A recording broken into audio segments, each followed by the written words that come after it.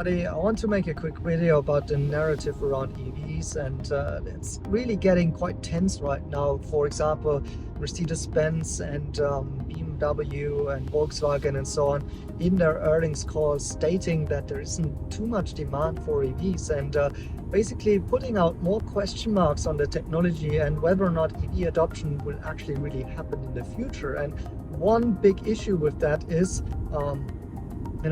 Germany, the Germans, the companies being rooted and invested in ICE cars technology, so the internal combustion engine cars. And this is always kind of bringing up those arguments against EVs that the technology isn't ripe yet. For example, charging is an issue and so on.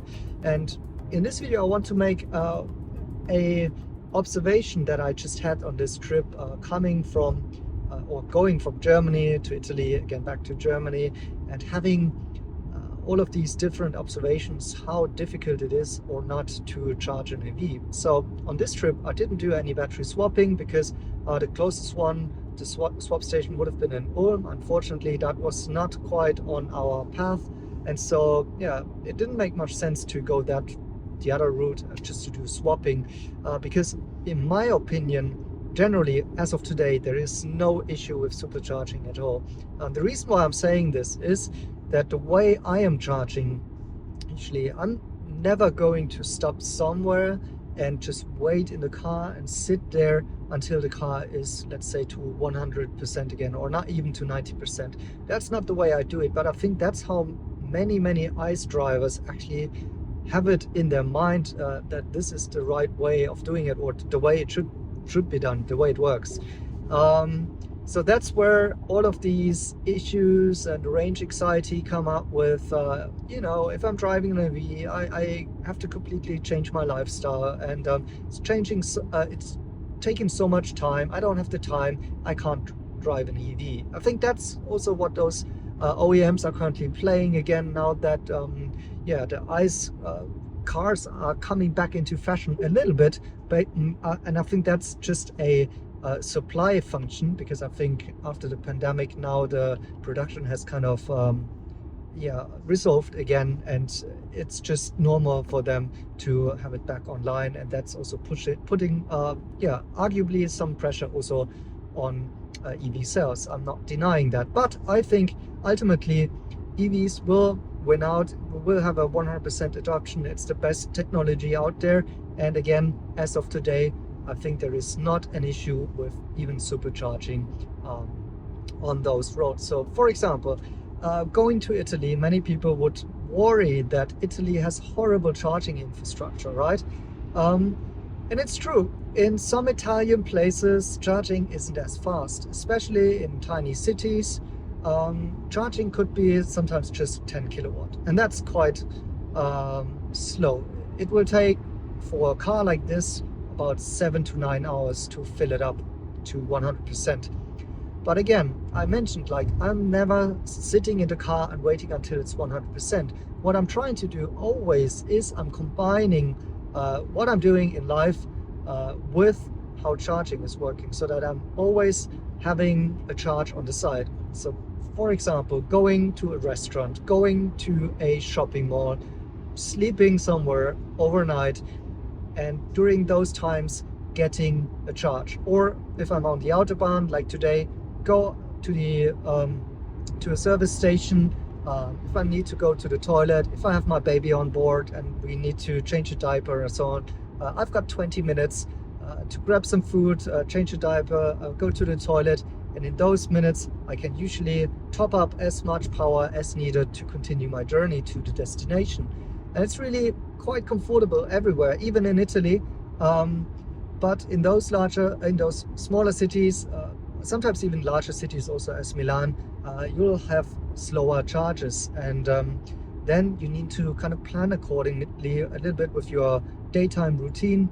But you have many benefits, like you can park somewhere in a city where it's usually difficult to find a parking space, and charge the car on the side. And the next day when you get back into the car, you will have a fully charged car. So in my experience, that has mostly been very, very comfortable and never taken any of my time of what I'm usually would be doing during the day. However, and that's where I want to come in with my personal experience lately, just been back to Constance, by the way, beautiful town where Miriam and I studied business and Chinese, and I recommend visiting this city. But the fun fact is that this is one of the richest cities in Germany. So it's close to the Swiss border. There's lots of business there. There's actually also the university where we studied. They have courses for the automotive industry, and they are still quite conservative, I would say. I think they've just stopped accepting students that will learn how to design internal combustion engine cars. You can imagine that. And so I would say there is quite some reservation against EV. And the other day when we've been there, we had an overnight stay, and I tried to, as always, find a parking spot, a preferential parking area where at the same time I can charge the car and go to our hotel, and hopefully having it in walking distance. And the thing is, in Germany, in Constance in Germany, you don't have any EV charging within the main city. It's incredible. It's all of the charging spots, if you look here, are mostly located outside of the city, and then some of them are faster, which is nice. But as I mentioned, I'm never gonna go drive outside of the city, sit in my car and wait 30 minutes until it's fully charged. No, I want to have a charging spot in the city where I can at the same time charge, park, and possibly at lower speeds. And I have to say, yes, the speeds for charging in Constance are also quite low, and some of those very few chargers that are available, they are, by the way, also from the local energy grid company, and therefore not really well integrated into some of the networks. For example, I can't use my NIO app on there for supercharging, and that's quite annoying to start with it. So in general, it's a very bad customer experience, and it's showing that in some areas, if they don't kind of start adjusting to the new realities of EVs, then they're completely missing out. And that might be too conservatism, I don't know. I hear sometimes the argument from people around Constance that there is it's impossible that everybody is charging overnight because it will overwhelm the grid. All of these arguments, I can tell you, are complete bullshit. But the fact is that there seems to be local resentments against EV charging. The laughable thing is they have some alibi EV incentives, like those parking spaces where only EV are allowed to park, but then there's no charging with that. Just imagine that, the stupidity of putting such a regulation in place. It's not helping anybody, it's not helping EV adoption, and you can just totally see that despite that their government is, I would say, rather green leaning and for sustainability and environmentalism, they just haven't done it correctly. If it's much easier to find charging at preferential parking spots in Italy, for example, one of those places where you would say, oh my God, I don't want to drive in my EV. So yeah, overall, I think some of these things still need to happen for larger EV adoption. There's some local problems around that.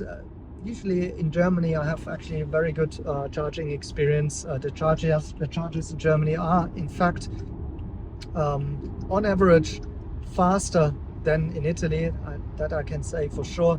And again, during those long-term trips, I rarely encounter any problems. And I don't believe the naysayers who are saying that we won't get to a high EV adoption also in Europe or other places in the world. Certainly in China we will have it, there's no doubt about it, but of course other places, especially in the West, are lagging behind. So let me know what you think about this small little tidbit and experience that I made here on my way traveling in an EV extensively. Thanks for watching, and see you in the next videos.